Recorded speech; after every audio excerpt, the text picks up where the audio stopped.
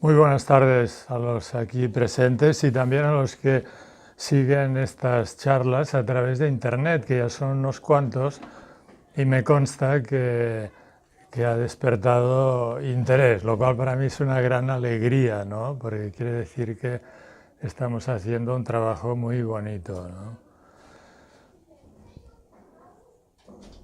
Estas charlas, que tienen sobre todo una componente, se podría decir, meditativa, aunque es una meditación sin técnica apenas y sin posición, tienen como una doble vertiente. La más importante de todas, como he dicho desde el principio, es ayudarnos, colaborar los aquí presentes con nuestra actitud interna a reconocer el ser que somos, o sea, nuestro ser verdadero, siempre presente, siempre siendo, y tan obvio y tan evidente que normalmente lo pasamos por alto.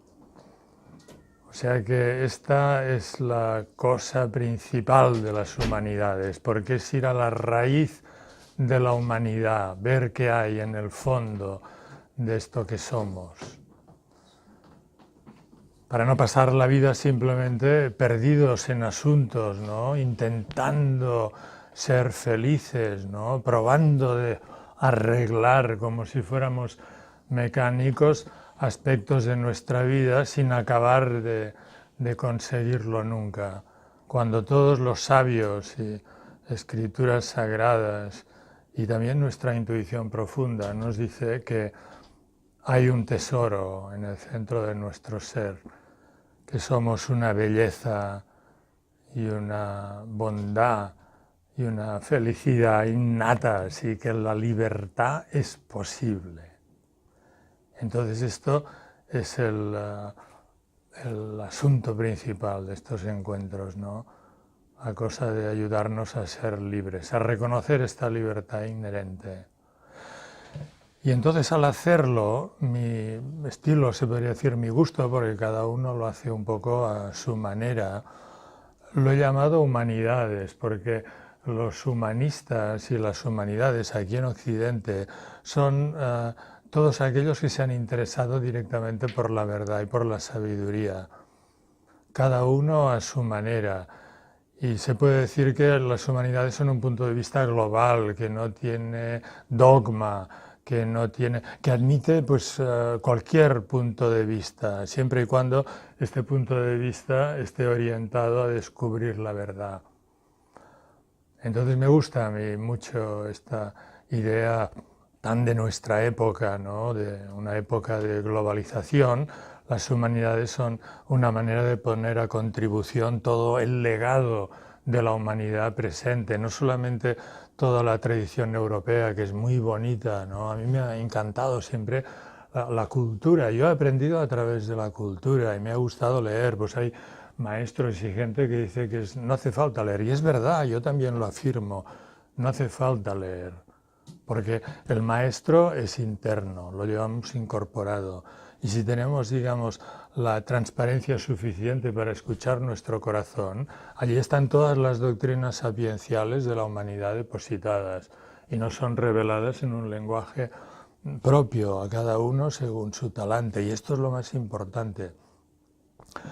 Pero digamos que yo, como muchos de aquí, de Europa, de Occidente, he estado con libros también y me ha interesado mucho la cultura, libros y museos, porque en los museos también está todo dicho con las obras de arte, ¿no? Las más altas filosofías han venido transmitidas muchas veces a través de la pintura, a través de la escultura, a través de la arquitectura. A mí el cristianismo me ha entrado mucho a través de la arquitectura. Puede parecer sorprendente, pero me dice más la estructura del templo que 50.000 dogmatismos. Y también podría decir la liturgia, o sea, los gestos, ¿no? El incienso, ¿no? Cosas que es increíble, es un lenguaje de imágenes que está hablando de uno mismo, ¿no? Porque todo lo que son religiones y arte hay que verlo desde el punto de vista de las humanidades como formas de ayudarle a uno a comprenderse a sí mismo, por así decirlo, a conocerse a sí mismo. Y entonces las humanidades tienen que ver con la adquisición de estas claves, que son sobre todo claves simbólicas, porque esto a uno se lo tienen que decir, porque si no uno no se entera. A mí me lo han enseñado, me lo han explicado, me lo han transmitido. O sea que yo con toda la humildad del mundo digo también que soy un transmisor de conocimientos muy antiguos y muy valiosos, que hoy día son de grandísima actualidad. Entonces, cada lección le pongo todavía un título, no porque sean temas teóricos a desarrollar. O sea que esto no es una cosa tipo universitario, aunque en la universidad con algunos de vosotros hicimos un trabajo espléndido, ¿no? Porque, digamos, desde la verdad sentida y reconocida, uno puede adaptar el lenguaje a distintos ámbitos, a distintos niveles de gente y hablar con un lenguaje o con otro, ¿no? Y trabajar con chicos jóvenes, adolescentes y tal es una belleza, ¿no? Pero es más conceptual, por así decirlo. Es emocional y conceptual con gente joven. En cambio, aquí que somos ya gente de más edad, y sobre todo los aquí convocados, que vuestra presencia denota un nivel muy grande, ¿no? de comprensión y de sintonía. Aquí podemos trabajar de una manera mucho más directa, ¿no? Pero sin embargo, estos temas también son bonitos. El tema de hoy, por ejemplo, es esto he puesto, la sociabilidad natural. Y no quiere decir que vayamos ahora a desarrollar todo este tema, que se podría decir, este tema es comprender que la base de la política es una cosa muy distinta. Hoy no se pregunta ni siquiera qué es la base de la política. Si ya se da por entendido lo que es la política y a nadie le gusta en general. Todo el mundo dice que la política, nada, ¿no? Pero la política es una cosa increíble si uno va a las fuentes y comprende que es la palabra polis, ¿no? La polis, la idea de polis.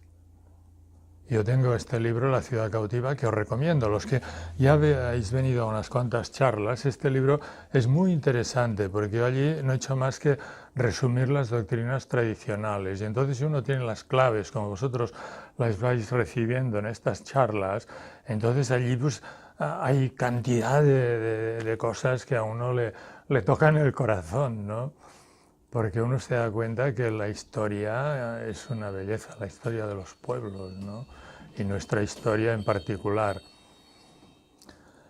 O sea que la sociabilidad natural tiene que ver con esto que más nos interesa, que es el descubrimiento de la verdad en nosotros mismos, porque nuestro ser verdadero es universal.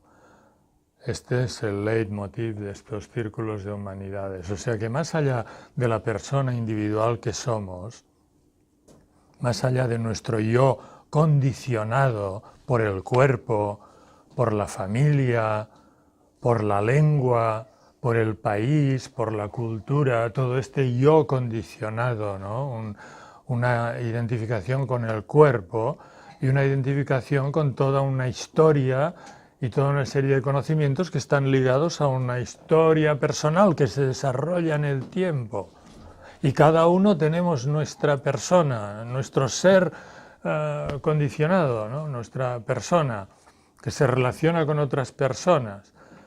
Entonces a partir de aquí surge esta idea de la sociabilidad, que es muy interesante, a nadie puede dejar de interesarle, porque la mayoría de problemas que tenemos y también de felicidades y de alegrías son en interacción con los demás. O sea, los grandes sabios han dicho que nadie vive aislado. O sea, es imposible realizarse uno mismo sin que sea en interacción.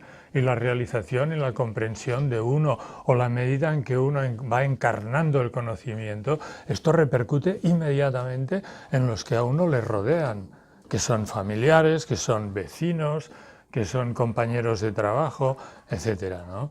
Entonces esta idea de círculos concéntricos ya nos pone de lleno en la polis antigua, porque la verdadera política irradia a partir del corazón de uno, como es lógico. O sea que en el centro de la polis está el ser humano, y concretamente el corazón humano. No el ser humano en tanto que persona, condicionada y con una visión parcial de las cosas, sino el corazón humano, o sea, el intelecto agente, buddhi, esta llama encendida, que es la vida, que somos. y que es anterior a las palabras, pura conciencia, puro amor, empatía. Entonces es lo que somos, pero claro, normalmente la humanidad vivimos olvidados de esta belleza. Y esto es la base de la polis. En las ciudades antiguas había el rito fundacional. A mí la teoría política la he rastreado en los ritos fundacionales de las ciudades, que los griegos llaman polis. Y en el centro de toda polis, las fundaciones empiezan marcando el altar. O sea que toda la urbanística, digamos, sagrada o antigua, es un simbolismo de la política. Por esto es interesante estudiarla, no para hacer arqueología, pero sí arqueología de la verdad, ¿no? Entonces, en mi libro, por ejemplo, hay una referencia, yo creo que lo cité a Jacint Verdaguer, Jacinto Verdaguer, que es el grandísimo poeta, ¿no? Que le dirijo aquí un pensamiento desde el corazón, ¿no? Qué belleza toda su obra, ¿no? Cómo consiguió movilizar todo un país, ¿no? Toda una lengua, creándola y conectando a todas sus gentes con el amor y con la verdad, ¿no? Pues este hombre, en el poema La Atlántida, describe la fundación de Barcelona por Hércules, resumiendo cosas leídas en muchas obras antiguas, porque se conocía a todos los clásicos y conocía también las leyendas hispanas, ¿no? De aquellos obispos, Rodrigo Díez, no me acuerdo cómo se llama, el que reproduce todas las historias de Hércules por Cataluña, las andanzas de Hércules por Cataluña.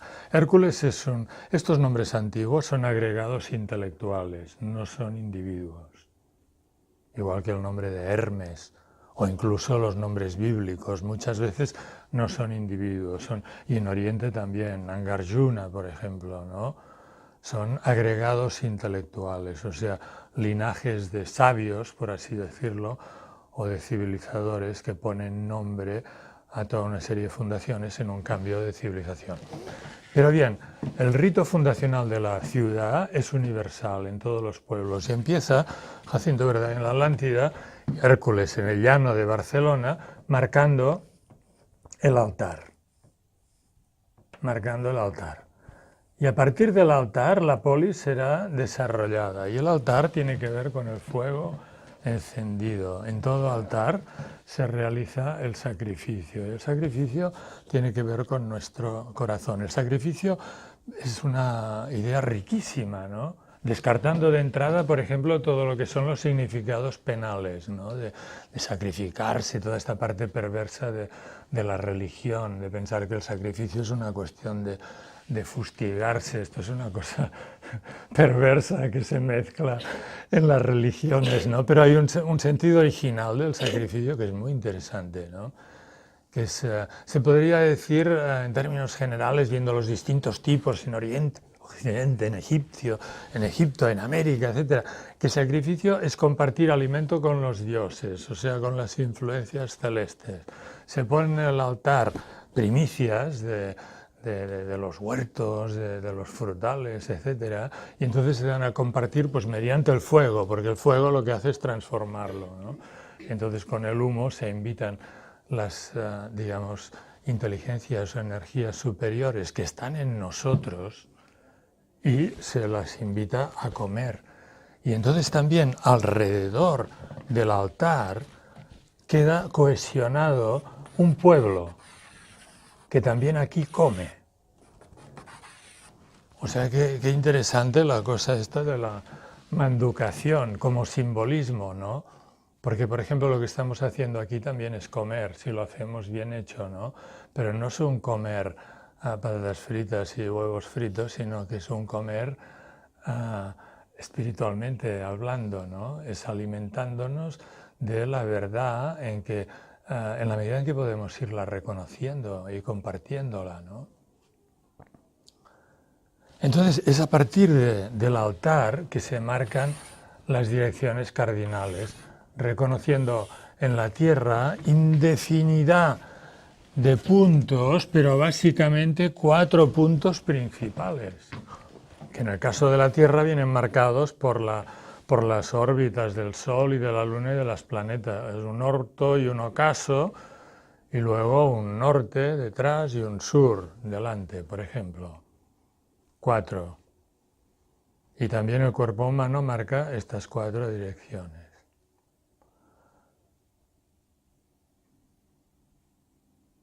O sea que en la idea de polis está de entrada la unidad de los complementarios, porque en el altar se reúne la izquierda y la derecha, el este, aquí lo pongo en letras más grandes, y el oeste, porque si no, en la filmación quizá no se ve, el norte y el sur.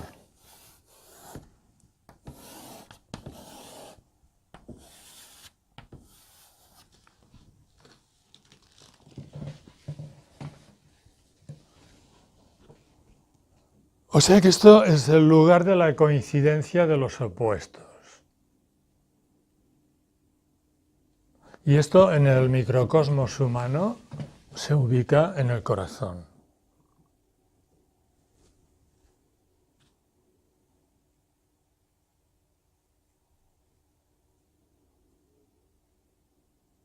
O sea que en materia de sociabilidad, lo principal es poder reconocer y tener alumbrado este fuego común que arde en el altar de nuestro pecho.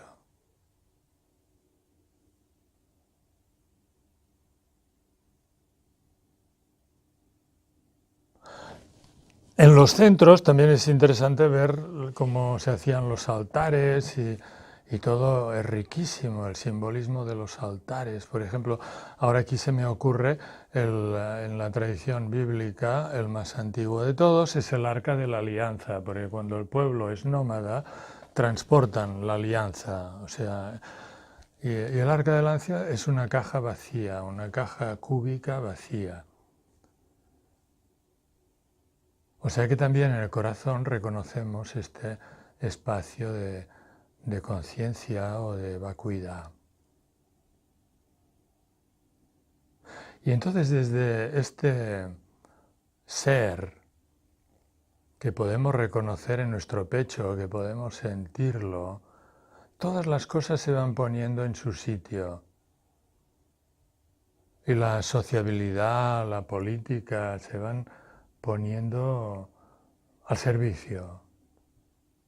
Por ejemplo, en una pareja, porque las relaciones sociales empiezan con la pareja, seguramente, con el niño y la madre, pero en la pareja, porque la relación de adultos es una pareja, también relación entre amigos.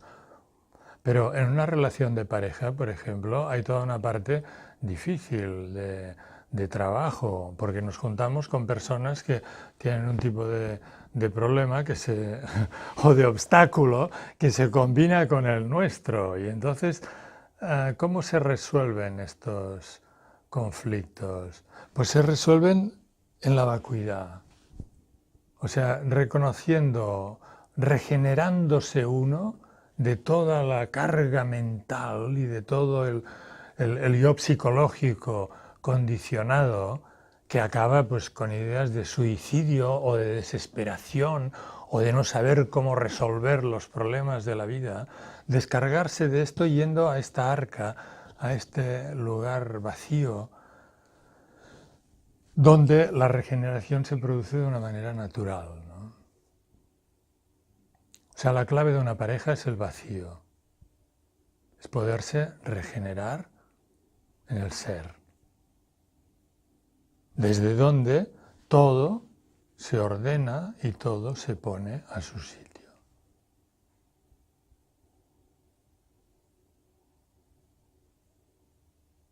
Este ser está hecho de silencio, ¿no? O sea que, por ejemplo, ahora, en medio de todas las palabras y conceptos e imágenes que van saliendo, lo interesante de este encuentro es que todos podemos hacernos conscientes de este vacío, ¿no?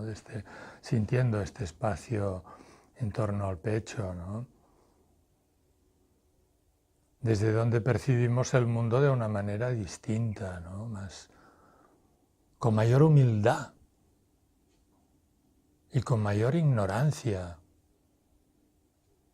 aceptando siempre el misterio, dejando que el cerebro pues capte lo que pueda, ¿no? Incluso retener ideas interesantes y conceptos, pero básicamente lo más importante es que haya esta sintonía, digamos, directa con el misterio de esta presencia que somos en todo momento, ¿no? O sea que también las relaciones, la sociabilidad natural se podría decir que es compartir la presencia. Y si nos encontramos con alguien que no la siente, por así decirlo, o que no se hace consciente de la presencia anterior a todas sus opiniones y anterior a todas sus ideas y a todo, ¿no? Se la podemos comunicar, o digamos que se puede comunicar a través de nosotros si estamos tranquilos y si estamos centrados, ¿no?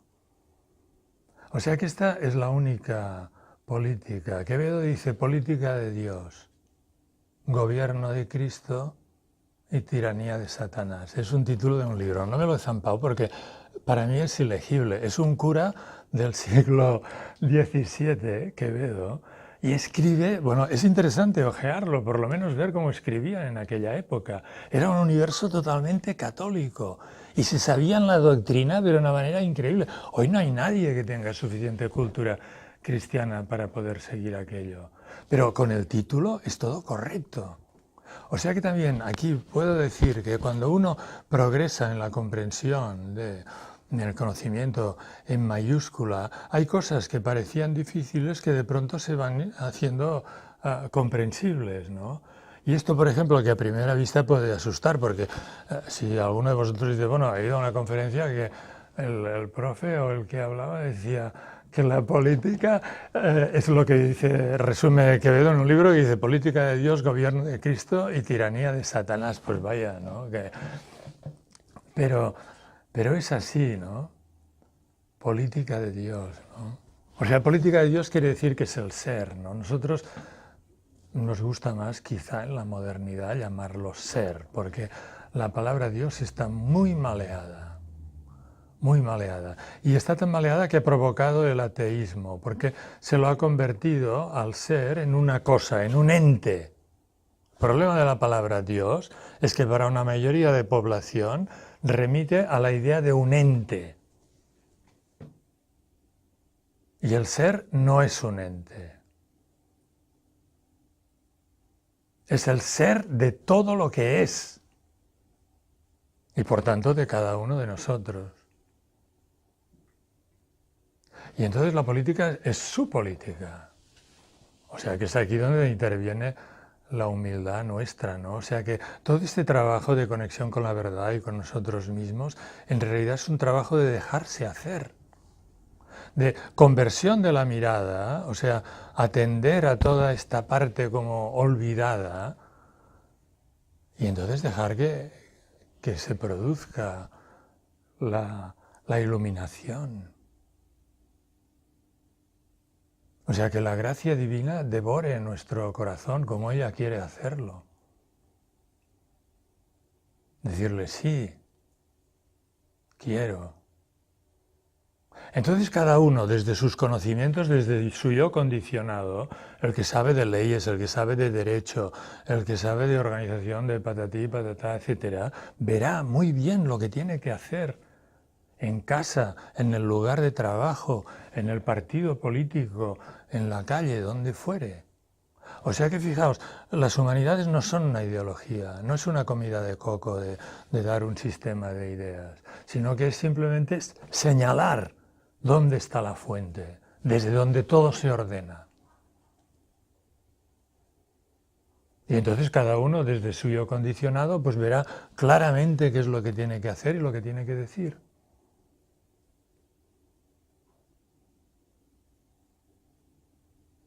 Gobierno de Cristo y tiranía de Satanás. Cristo es el yo superior, ¿no? Cristo es el resucitado. Cuando nos ponemos en este nivel, ¿no? Ya no es el Cristo Jesús histórico y tal, ¿no? Sino que es el resucitado. O sea, en nosotros. Universal. Hay este libro de milagros muy interesante, que alguno de vosotros a lo mejor lo conoce, es uno de los grandes manuales, se podría decir, teológicos o de autoayuda, pero en sentido superior, que funciona sobre todo por América, ha tenido un éxito brutal, es uno de los bestsellers del siglo XXI, un curso de milagros. Lo llama la filiación, al Cristo lo llama la filiación. O sea, con una denominación abstracta, ¿no? Es lo que nos une.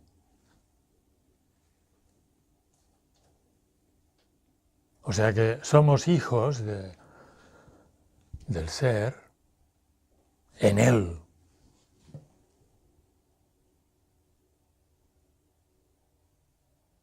Y entonces Satanás, esta idea de los cuernos, Satanás es la mente dual, o sea, cuando nos creemos la mente dual, Satanás es el señor de la mentira, es el principio de las tinieblas, es el que todo lo lía, es el de la guerra, el de la contraposición, es la dualidad, o sea, hacer un absoluto de lo que es relativo, o sea, de los yos personales. Y entonces el reino de Satanás es el reino del dolor, es donde uno quiere abolir el otro. Pensando que es posible, pensando que se puede abolir al otro, pero es que no se puede. El otro está ahí delante tocándote las cosas porque te está diciendo algo. Y esta es la gracia de la vida, o sea que en el mundo de la dualidad vivimos el dolor porque si no hubiera este dolor nos quedaríamos dormidos. Fent una copeta, un traguet, després anant a la platja, aniríem tirant. O sea, está diseñado así, ya lo decían los cabalistas, hay el pilar de la gracia, que es todos los momentos de felicidad y de alegría y de todo, y suerte que los hay, porque si no ya nos hubiéramos suicidado, ¿no? Pero luego hay el pilar del rigor, son los dos pilares de la puerta, o del árbol, de la puerta del templo de Salomón. La masonería dicen que son los dos pilares, ¿no? El rigor y la gracia. Entonces Satanás es el que apuesta por la mentira, por el dolor, ¿no? Tiranía. Que veo dice tiranía de Satanás, desde luego, tiranía.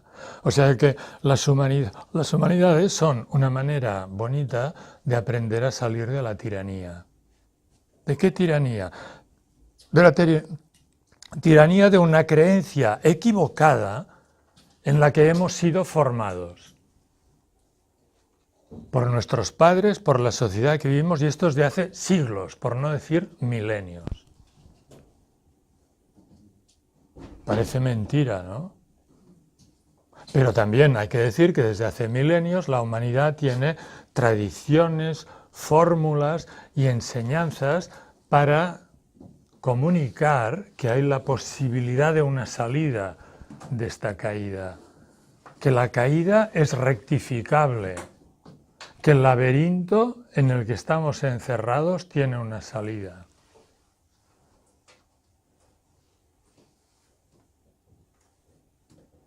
Entonces, en clave política, por ejemplo, es la libertad, ¿no? La libertad, la que nos hace salir de la tiranía. Pero claro, todo esto verlo en uno mismo, porque es en uno mismo que se transforma la sociedad. O sea que el ser humano es más que la sociedad.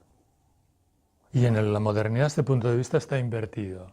Creemos que con lo colectivo es superior a lo que es la persona humana.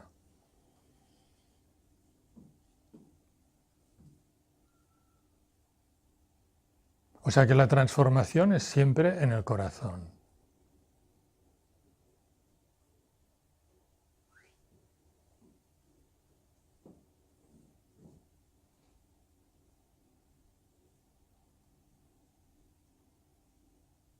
Entonces, por ejemplo, otro concepto clave, además del altar y la coincidencia de los opuestos, es la idea de constitución o de juramento o pacto. Hay un compromiso. Todas las colectividades, cuando decimos fundar la ciudad, estamos diciendo constituyendo un pueblo, constituyendo un colectivo, dándole una unidad. o dándole, o haciendo que la unidad sea reconocida. Y entonces este reconocimiento, este tipo de rito, se caracteriza por el pacto. Y el pacto es la principal idea de la Biblia. En hebreo es la palabra berit, que los griegos llaman horkon, juramento. La idea de pacto va con la idea de juramento. Y los latinos, San Jerónimo en la Vulgata lo tradujo por testamentum. Pero testamentum no es la idea moderna del testamento. Entonces el pacto en la Biblia viene representado por Noé, por Abraham y por Moisés. Son símbolos. Entonces, el pacto es el arraigo en el ser. Este es el compromiso. El arraigo en el ser que somos. El arraigo en la verdad. Residencia en nuestra casa del corazón.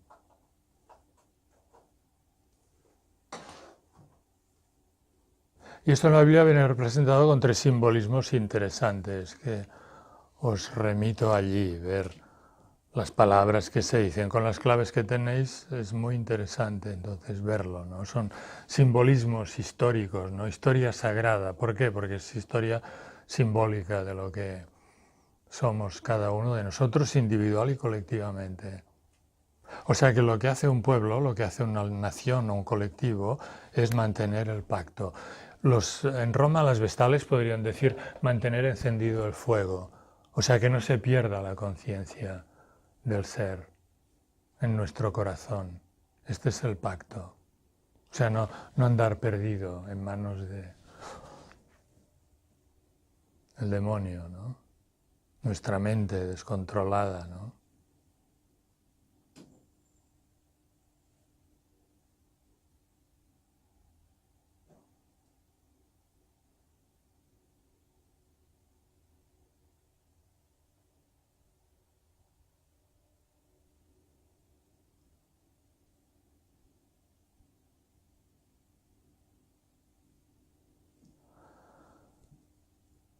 Entonces, claro, esta idea de arraigo es muy interesante, ¿no? Recuperar las raíces. Y esto es la tarea de las humanidades, recuperar nuestras raíces. Y lo hacemos apartando obstáculos. Porque también hemos dicho que es una acción de no hacer nada. O sea que más que un hacer es un no hacer. O sea que recuperar nuestras raíces más bien es aprender a dejar de hacer tanto, dejar de ser tan activos, estar todo el día yendo arriba y abajo y estar con nuestra mente intentando de tramar y de fabricar cosas. Y también pensamos que la iluminación o nuestro crecimiento personal va a venir por formas de trucos o de ingeniería mental. Y también pensamos que la política se podrá mejorar diseñando nuevas leyes, nuevos comités, nuevos tejemanejes, a ver cómo se hace, ¿no? Y no es por ingeniería, ¿no? Es por apartar obstáculos y dejar de hacer para que se haga visible lo que ya es. Entonces todo está en su sitio. Y se hace lo que hay que hacer, pero no más de lo que hay que hacer. Pero claro, la práctica humanística propiamente dicha o espiritual, en el sentido pleno de la palabra, es una práctica de apartar, como hemos venido haciendo aquí con este ejercicio tan bonito que repetimos una y otra vez y que vamos a incorporar de nuevo o visitar de nuevo ahora en este momento. La invitación. O sea que podríamos decir que estos encuentros son sobre todo formas de invitarnos a nosotros mismos, a la verdad que somos, al ser, para poderlo gustar y reconocer. Entonces yo asumo que los que estamos aquí habéis venido todos para este contacto con el ser más profundo de nosotros mismos, para poder ir más allá de lo que es la mente condicionada y nuestros sistemas de ideas, para conectar con lo más profundo de nuestra vida. Y que esto nos interesa no solamente como concepto, como una nueva ideología o un sistema de ideas de los humanistas, etcétera, o del instructor o profesor o maestro que nos habla, ¿no? Sino como una experiencia real. O sea que asumo que habéis venido porque os interesa esta experiencia de sentir directamente el ser verdadero en vuestro corazón. ¿Es correcto?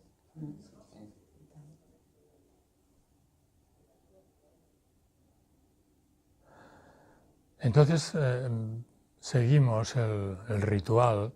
Esto es un rito, como la sesión entera es un rito. El rito es establecimiento de un orden, ¿no? De un orden que ya es preexistente. Entonces el rito nos dice que ahora visualizamos pues, nuestra llegada aquí en una sala como esta, por ejemplo, que también es nuestra psique o nuestra persona, la persona de cada uno. Llegamos, toc, toc. Es aquí el Círculo de Humanidades, ¿verdad? Pues he oído que aquí se hacía un trabajo que creo que me interesa, porque yo, viviendo con el yo psicológico, con mi persona y mi mente condicionada, pues no acabo de estar satisfecho en la vida e intuyo que hay una manera más profunda o superior o más consistente de estar en el mundo, y veo que hay gente que se ha podido acercar y realizarlo, y están llenos de testimonios, las escrituras, nuestra tradición y todas las sociedades. Entonces yo creo que esto es posible, y con esta fe de poderme liberar, vengo aquí. ¿Puedo entrar? Entonces decimos, sí, adelante, entra en este espacio, pero antes dejas los zapatos, como se deja muchas veces en estas salas cuando hay una sesión de baile o otras, ¿no? Y entonces con los zapatos deja también tu mente. Ah, qué idea, dejar la mente. Pero esto es muy difícil, ¿cómo voy a poder dejar la mente? Además, esto más bien es lo que yo pensaba que había que trabajar y aprender. No, es muy fácil, pasa, deja la mente fuera, vamos a hacerlo. Es muy fácil. Todo lo que tiene que ver con tu pasado, déjalo fuera con los zapatos. O sea que ahora, en el rato que vamos a estar haciendo esta práctica, este ejercicio, no cuentan para nada todas las referencias del pasado. O sea que no cuenta ni tu lengua, ni tu patria, ni tus padres, ni familia, ni toda tu historia, ni tus estudios, y cuando tenías 20 años y 30 y cuando te casaste. Todo esto ahora no es relevante. Ni tampoco tus experiencias, ni tus logros, ni las medallas que tienes, ni las grandes experiencias espirituales. Todo esto fuera, fuera, fuera, no importa para nada. Luego, lo puedes recuperar, si quieres, o sea que tampoco te tienes que preocupar por esto, déjalo fuera. Y entonces pues con este talante dejamos todo lo que tiene que ver con el pasado. Qué bonito, solo con esta idea de ver que es posible, pues ya se respira mejor. Y también vamos a dejar el futuro, o sea que el futuro en realidad nunca sabemos cómo será, siempre nos sorprende, siempre es difícil, es distinto de como pensábamos. O sea que vamos a dejar también y cábalas y premoniciones y proyecciones, también todos nuestros deseos, no pasa nada. Luego los recogemos, pero ahora dejamos todos los deseos, todo lo que queremos lograr, todo lo que quisiéramos conseguir, en trabajo, en dineros, en familia, todo, porque no sabemos cómo será esto. Ostras, se puede dejar.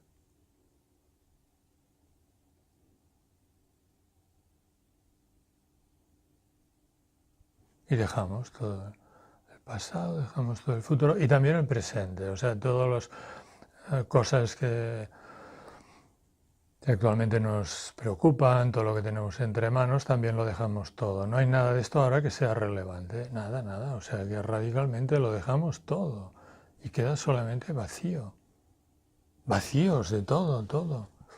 No hay ahora ningún trabajo, ningún asunto, luego de aquí un rato lo podemos recoger, pero ahora esto no importa. Y también con esto todas nuestras ideologías, todos nuestros sistemas de creencia, religiones, laicismos, todo, ateísmo, todo, fuera. Todo esto no vale ahora, no importa.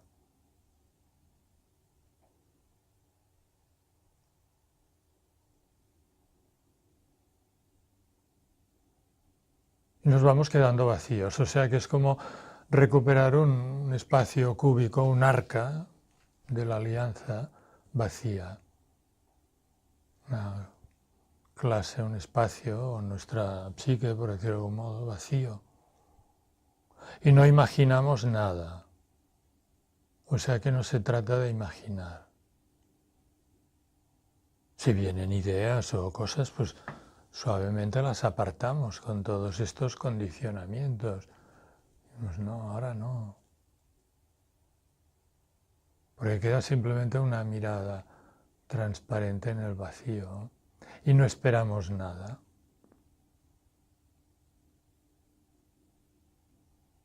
Que esto también, claro, normalmente estamos siempre esperando algo. Estamos proyectados hacia lo que vendrá. Y esto que somos no vendrá, porque ya lo somos. O sea que entonces introducimos esta práctica de no esperar nada. Vacío, totalmente vacío,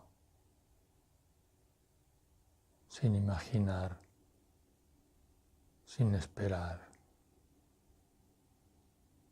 sin proyectar nada.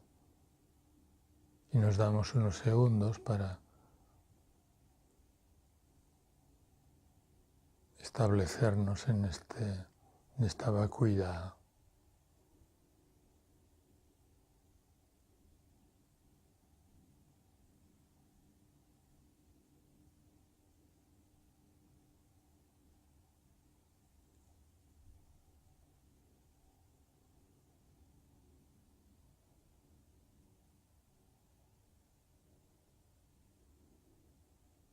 Al mismo tiempo estamos vivos, o sea que seguimos con nuestro cuerpo y estamos aquí presentes y nuestros sentidos funcionan perfectamente. Podemos ver, escuchar, gustar, olfatear. Y entonces aquí preguntamos, ¿esto qué queda cuando dejamos toda la mente, todo el pasado, todo el futuro, todo el presente, todas nuestras ideas, conocimientos, imágenes, recuerdos, todo fuera? La imaginación, cuando dejamos todo esto, ¿esto que queda? ¿Se puede tocar?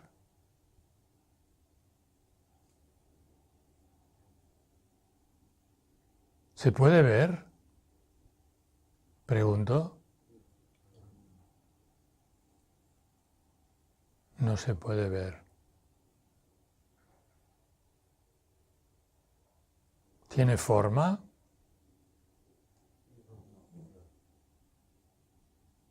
No tiene forma.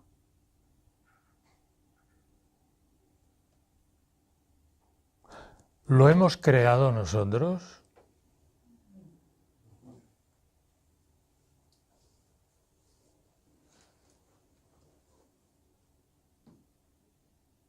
¿Hay en ello incomodidad?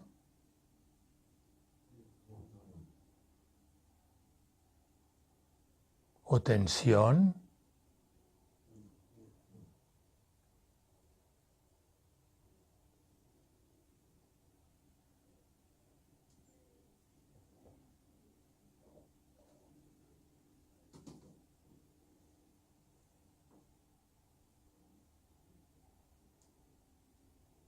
¿Se puede marchar?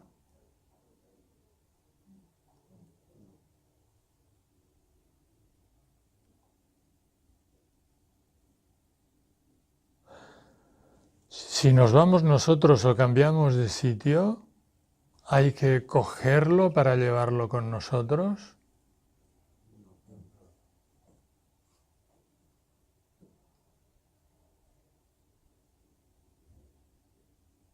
¿Pertenece a algún grupo, iglesia, secta, ideología?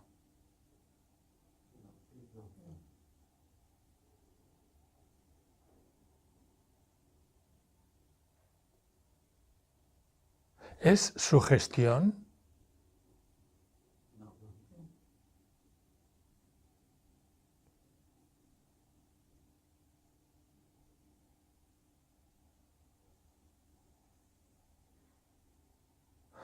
¿Puede deprimirse?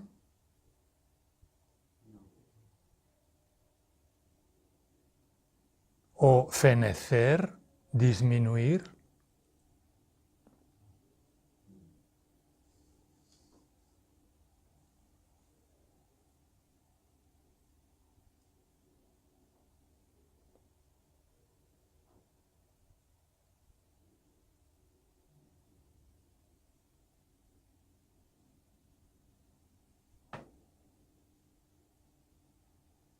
¿Podría acabarse?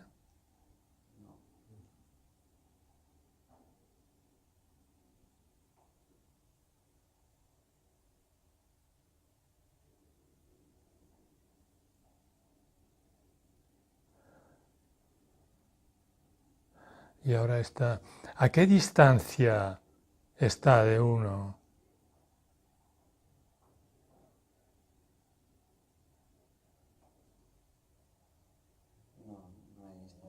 No hay distancia.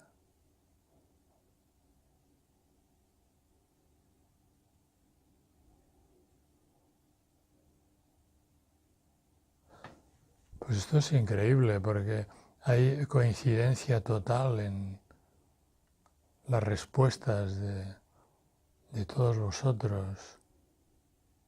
Son respuestas que vienen de una experiencia, no vienen de una ideología.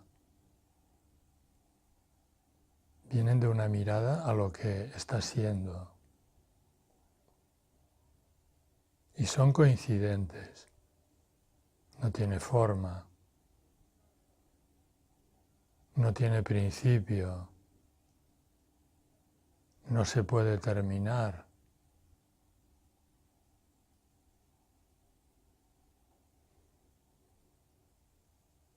No tiene tensión. No es incómodo. No lo hemos creado nosotros.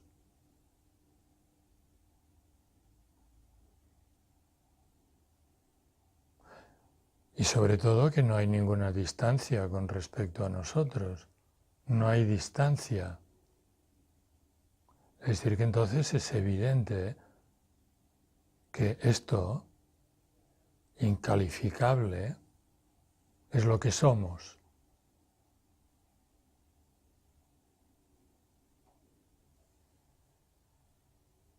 Y este es el descubrimiento más grande que se puede hacer en el reino humano.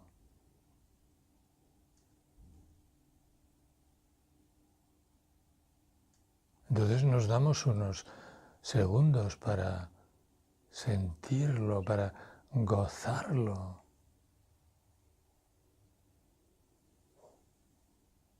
¿Estamos incómodos en ello?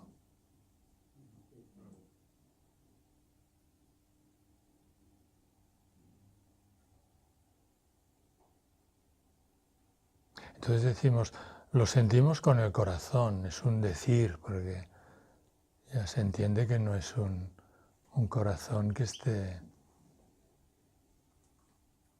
identificado con el órgano. Pero sí que tiene sentido decirlo.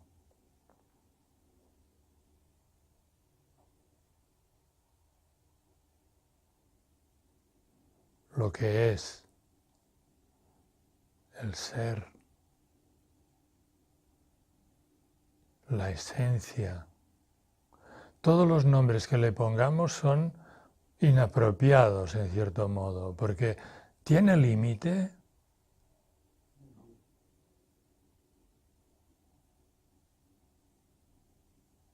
¿Es un objeto?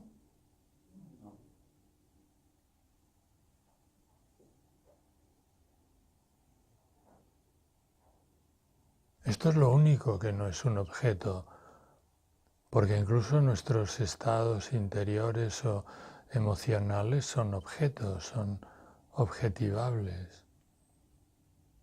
Pero esto que queda cuando lo apartamos todo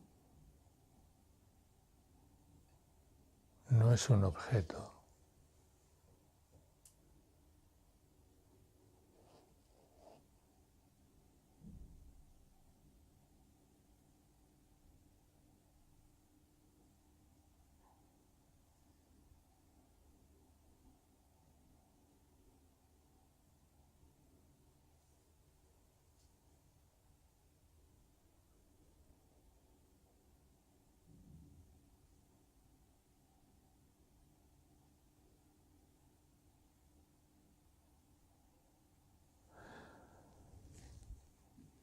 Al responder a la invitación, como estamos haciendo, gustamos el ser.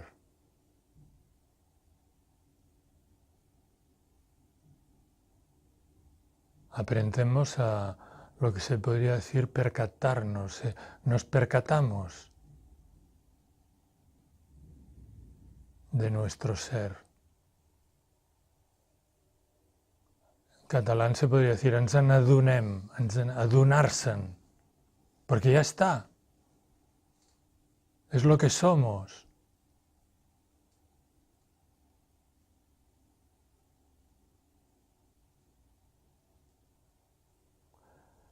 Entonces el ejercicio es apartar, simplemente apartar la mente, aprender a apartar la mente. Entonces se hace visible. Y el rito es poder compartir este tipo de práctica. Todos los ritos religiosos y otros, en realidad, son para esto.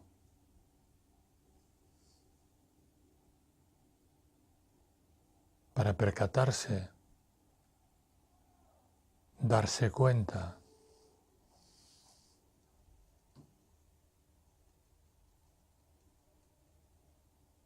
Y siempre es algo que se realiza en el presente, en el no tiempo.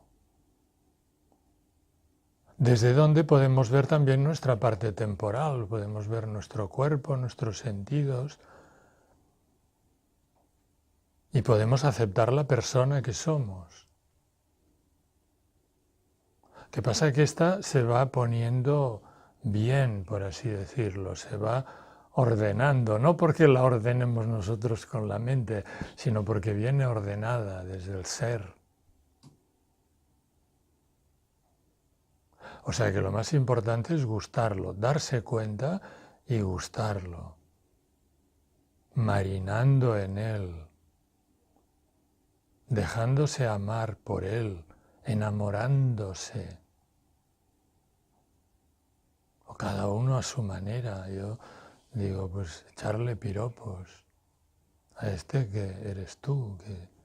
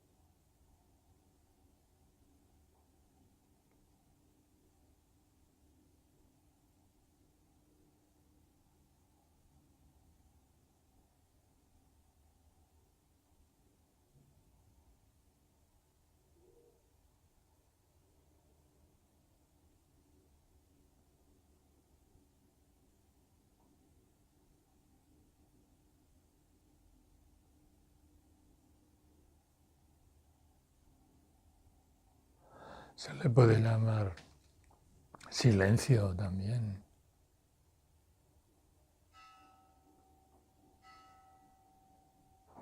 Silencio fundamental del que nacen todas las palabras bonitas.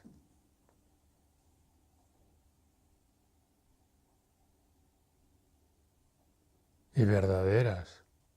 Porque claro, la verdad no tiene forma. No tiene forma. Y también se puede decir no existe porque es. Es lo que es.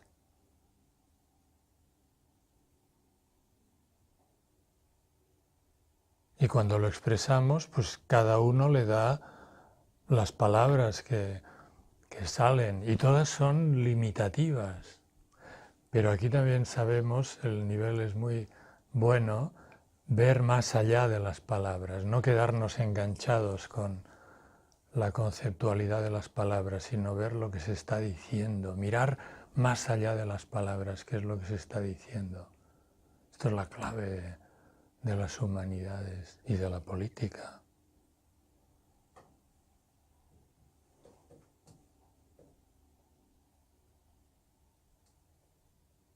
Entonces esta es la fuente de nuestra libertad y conocéis el camino de la fuente. La invitación es un camino de la fuente. Entonces la otra parte es la mente, porque la mente esto no sabe nada de esto. La mente vive en la dualidad.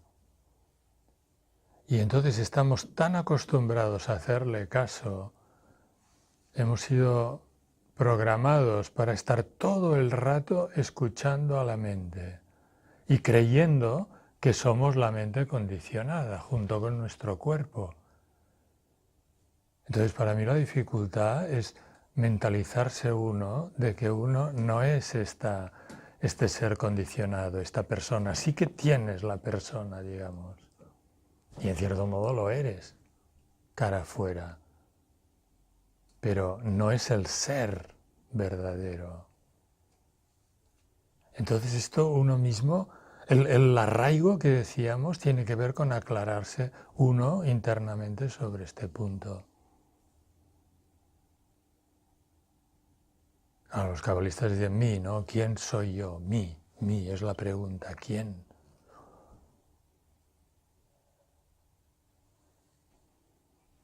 Entonces la mente siempre nos vende una imagen de nosotros mismos que tiene que ver con el cuerpo y con toda nuestra historia personal y todos nuestros asuntos, formas, una persona que está hecha de formas y de conceptos y tal, ¿no? Pero esto no es el ser de verdad.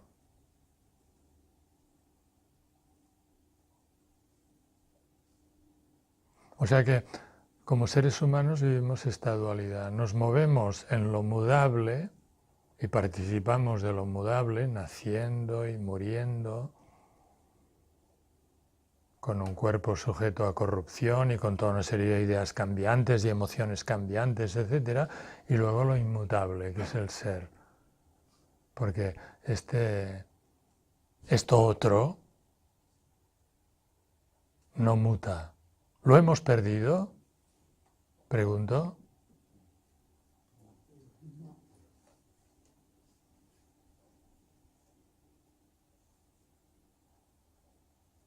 El simbolismo del Tai Chi es muy bonito porque Tai Chi chino, algunos de vosotros lo habéis hecho aquí con la gimnasia esta nuestra, porque es la estrella polar, ¿no? Y es una gimnasia que toma como modelo la rotación del firmamento en torno a la estrella polar. Y la rotación del firmamento, son muy bonitas estas fotos que se encuentran hoy día en internet, ¿no? Del cielo, ¿no? Porque es todo el firmamento que rueda y el sol y la luna con ellos. Es el gran reloj del mundo, ¿no? Esto es la visión cosmológica que hoy día se ha perdido. Ya no lo enseñan en los colegios, desde Galileo y todo esto. La idea más importante es que hay un punto fijo, la estrella polar. O sea, el universo está diseñado con un punto fijo que representa lo inmutable. Y este es el punto de salida del cosmos. Claro, en una manera infantil e ingenua se podría decir, tiene que ver con la cúspide de la cabeza y con la bóveda celeste también, ¿no? Porque toda la bóveda gira y hay aquella estrella inmutable que es como las cúpulas de los templos, ¿no? Pero ya veis vosotros que esta salida del cosmos no es así geométrica o en sentido físico, sino que es esta que hemos hecho ahora con la invitación. O sea que lo inmutable es supracósmico. Somos supracósmicos. Pero hay una parte cósmica.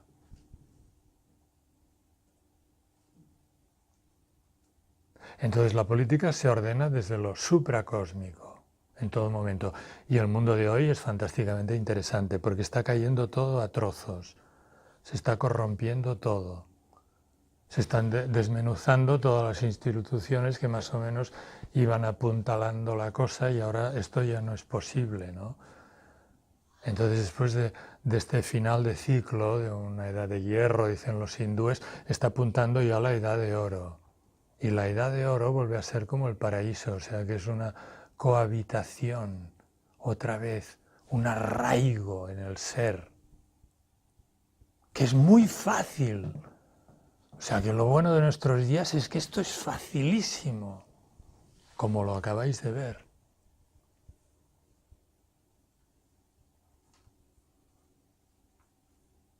Entonces esta es la nueva política, por así decirlo, y la más antigua, ¿no? Arraigarse en todo momento.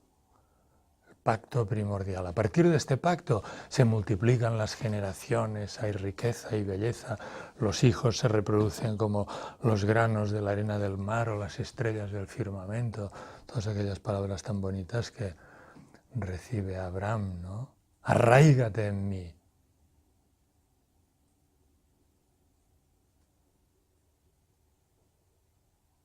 Luego en el cristianismo, por ejemplo, se dice Francesca Ximenis, que es un franciscano de aquí, de Girona, tal, y que dio clases en Lérida. Este es fantástico, yo he escrito sobre él. Este dice, hay los tres pactos, estos que he dicho de la Biblia, y luego hay el otro, que es la ley de amor, el pacto, la nueva alianza, el nou pacte, la nueva alianza. El Antiguo Testamento y el Nuevo Testamento. El Nuevo Testamento es el nuevo pacto. Es la nueva versión del antiguo pacto de siempre, ¿no? Y entonces, claro, en el Nuevo Testamento se pone el acento en el amor, porque es verdad que es amor. Pero no amor en el sentido, en los sentidos corrientes, ¿no? de la prensa del corazón, sino amor, ¿no? Amor es bonito porque también lo podéis ver como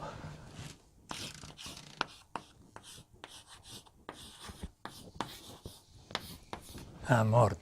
Las palabras son interesantes, ¿no? La no muerte, ¿no? No muerte.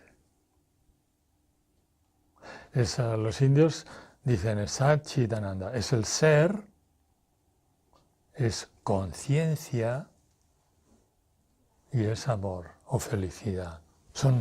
Es lo mismo, las tres cosas son lo mismo. Son tres palabras para designarlo, porque a veces si decimos el ser, pues hay muchos católicos que lo ven como una cosa fría, dicen es impersonal. No, no, no, es una llama, dicen es un fuego. El ser, y es conciencia, es luz. Esto es muy importante para superar el materialismo, porque se nos ha enseñado en el colegio y en casa y todo que el ser tiene que ver con lo externo, con la materia, ¿no? Lo material es el ser, y en cambio aprendemos que no, que el ser es conciencia. Lo inmutable es conciencia y es el ser y es lo permanente. El punto de vista moderno es invertido. Esto es importante comprenderlo, porque entonces nos liberamos. O sea que se nos ha enseñado a poner la máxima creencia en lo más efímero, en el cuerpo físico y en todas las cosas materiales. Que esto, claro, produce una angustia tremenda. Porque es que es una mentira, nada, allí hay ninguna seguridad de nada. Y lo que es real se nos enseña que no existe, o que es como una emanación, como un pequeño humo que sale del cerebro, ¿no? La conciencia como una emanación del cerebro. Es al revés. Es la conciencia que genera el cerebro para poderse comunicar. O sea que somos generados desde dentro, por así decirlo, y el ser humano tiene esta cosa de poder comunicar conscientemente con la fuente. Los animales no pueden, los animales están directamente conectados, son inocentes, son pura belleza.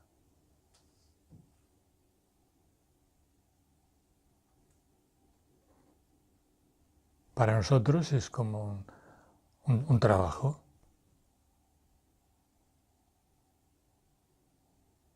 Trabajo no trabajo, o sea, en el cual nos tenemos que dejar poseer, como la Virgen, ¿no? Hágase en mí según tu palabra, ¿no? Es una escucha. No sé quién era el otro día que leía en un sermón. El vicario general de Menorca de pronto dice, el cristianismo es una forma de escucha. Toma esta. Escuchar. La Virgen se dice que fue fecundada por el oído. Y esto sale en la iconografía bizantina, ¿no? Fue fecundada por la oreja. Entendiendo que todo esto es interesante si vemos el simbolismo. Entonces, claro, es escucharnos a nosotros mismos. Esto es el arraigo, nos arraigamos escuchando.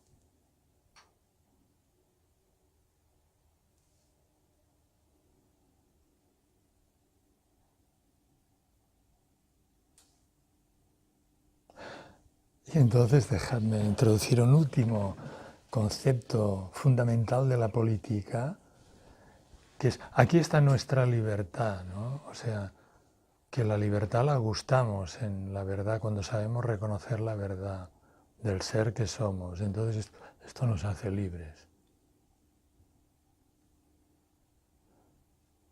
Porque esto que hemos podido experimentar y que está todavía, ¿está o no está? ¿Se puede corromper?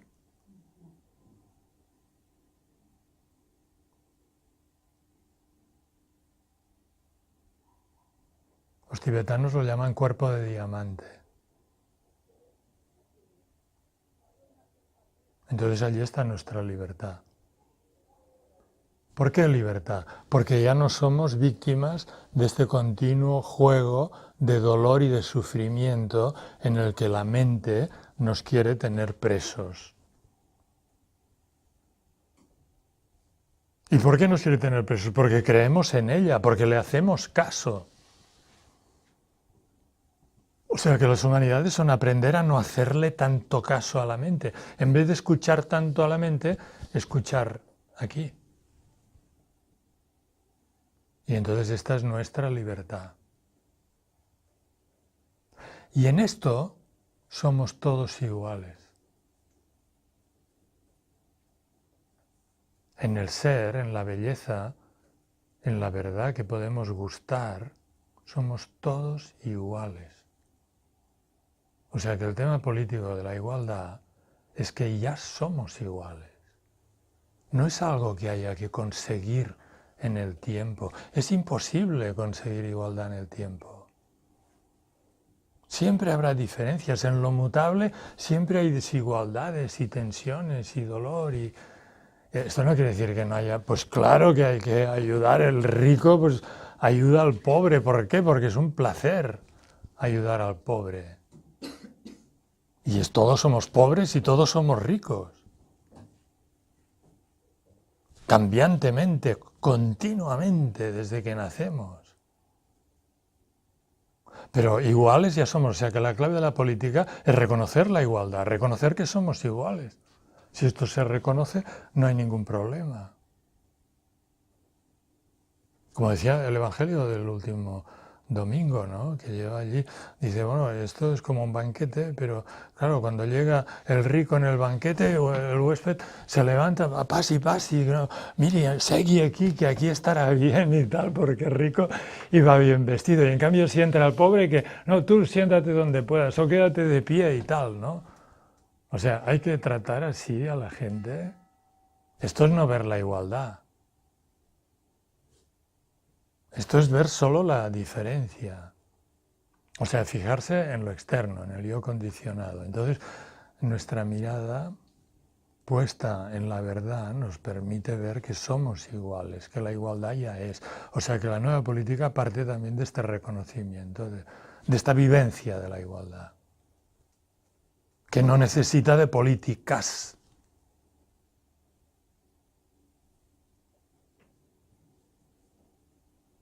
Y luego la fraternidad. Libertad, igualdad y fraternidad. Somos hermanos. ¿Por qué? Porque somos hijos de lo mismo.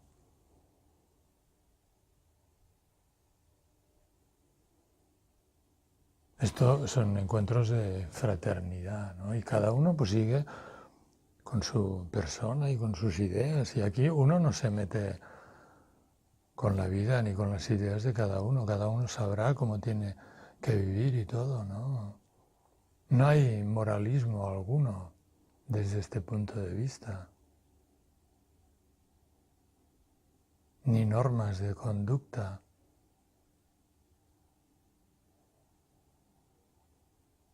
Porque, por ejemplo, esto que hemos vivenciado y gustado y que todavía está, tiene que ver con que yo me porte bien o no.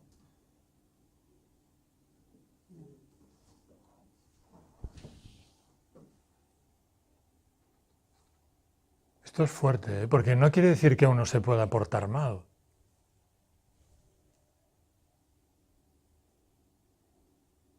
Si es que portarse mal tiene algún sentido, que claro que lo tiene, ¿no? Pero no depende de que uno se porte bien.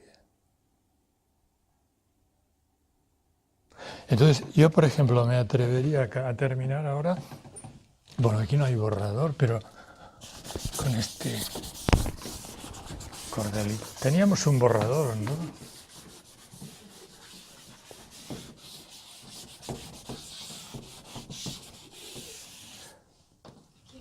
Ah, gracias.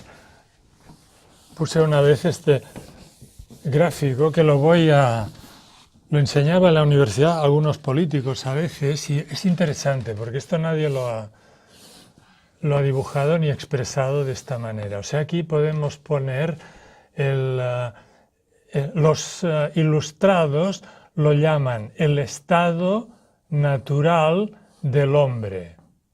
O sea, lo que es el paraíso en el siglo de las luces, 18 y antes, ¿no? Los ilustrados lo llaman el estado natural del hombre. El estado natural del hombre. El ser verdadero. Y entonces se caracteriza, esto viene de tradiciones antiquísimas, recuperan un lema que conserva la masonería, que lo podemos poner aquí. Podemos poner libertad, la igualdad. Libertad, igualdad y fraternidad. Esto es un lema, por ejemplo, yo la teoría esta la he leído en el Papa San Gregorio Magno. San Gregorio, o sea que no es una cosa de los revolucionarios franceses, aunque ellos lo toman de la masonería, ¿no? Porque esto viene de tradiciones antiquísimas, del rey Salomón y todas las tradiciones de los constructores de arquitectura, ¿no? Y entonces al estado natural del hombre se lo define con estos tres términos que son libertad, igualdad y fraternidad, como tres aspectos de lo mismo. O sea que son inherentes. Cuando tenemos contacto con nuestro ser verdadero, estamos en la libertad, en la igualdad y en la fraternidad. Y de aquí pues nace la política, ¿no? La ordenación de todas las cosas. Ahora, Cuando esto queda olvidado, entonces se podría decir que este triángulo queda invertido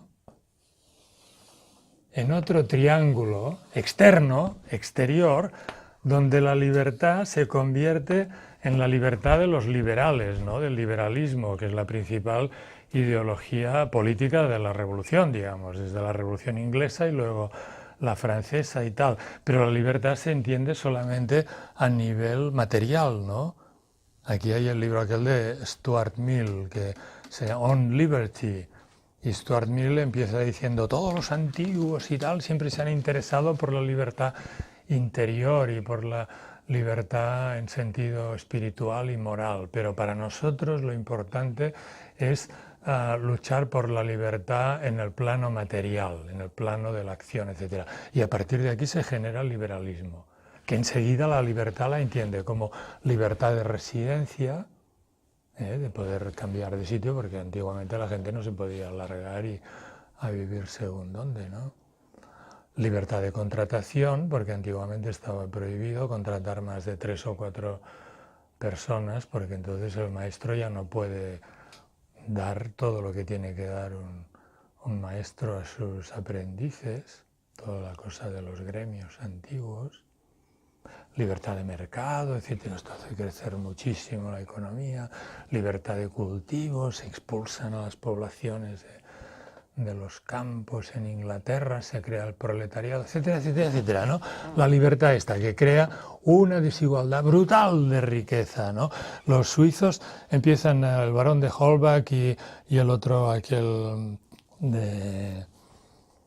Bueno, los que predican, Rousseau también, ¿no? Enrichissez-vous, enrichissez-vous, se recorren toda Europa predicando la libertad de enriquecerse, porque antiguamente pues esto no se consideraba una prioridad. Y entonces resulta que se enriquecen solamente una minoría, porque la mayoría de gente no está precisamente interesada en poner tanto esfuerzo en enriquecerse.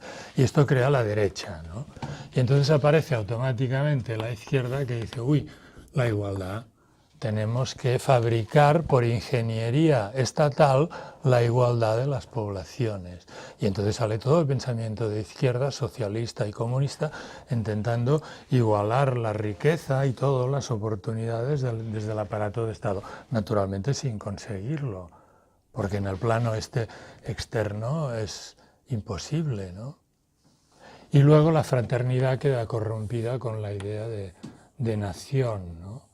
Nosotros somos los buenos, nosotros vamos a hacerlo porque somos de lo mismo, formamos parte de lo mismo. Pero entonces la nación implica la guerra de unas naciones contra otras.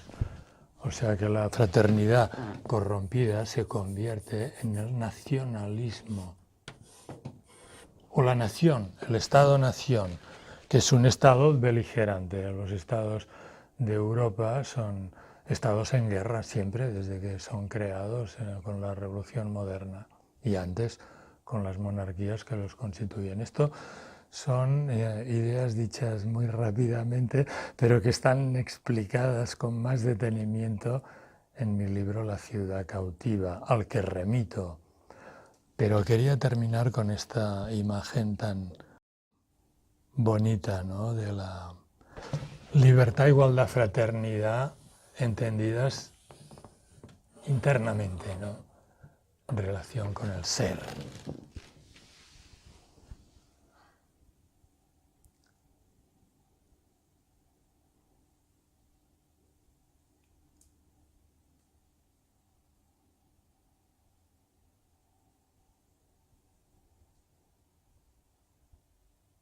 O sea que hay toda una parte también de ampliación de la cultura y de ligar cabos, ¿no? Y de profundizar en el sentido de la cultura y de lo que hay detrás de las ideologías en juego en el mundo que vivimos, no para adquirir una nueva ideología, porque cada uno puede funcionar con la que le gusta o con la que ha heredado de su ser condicionado, porque en materia de ideologías y creencias funcionamos con las ideas de casa, ¿no?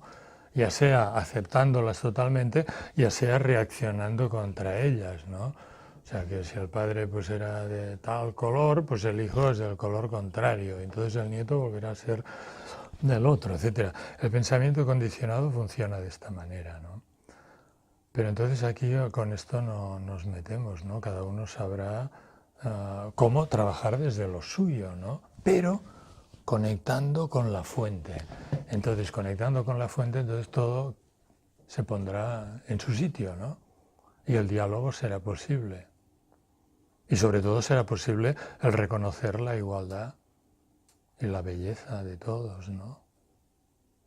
Y la coincidencia esencial en el ser que nos hace todos hermanos.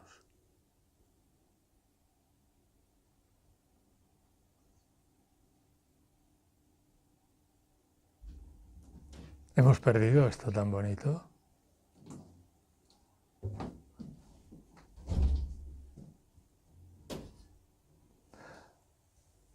Pues muchas gracias por vuestra colaboración y presencia. Muchas gracias. Sin vosotros esto no sería posible. Aprovechad lo que aquí se genera, ¿no? Por decirlo de algún modo, lo que aquí se genera es nuestro percatarnos, darnos cuenta, adonar-nos-en. Es un despertar.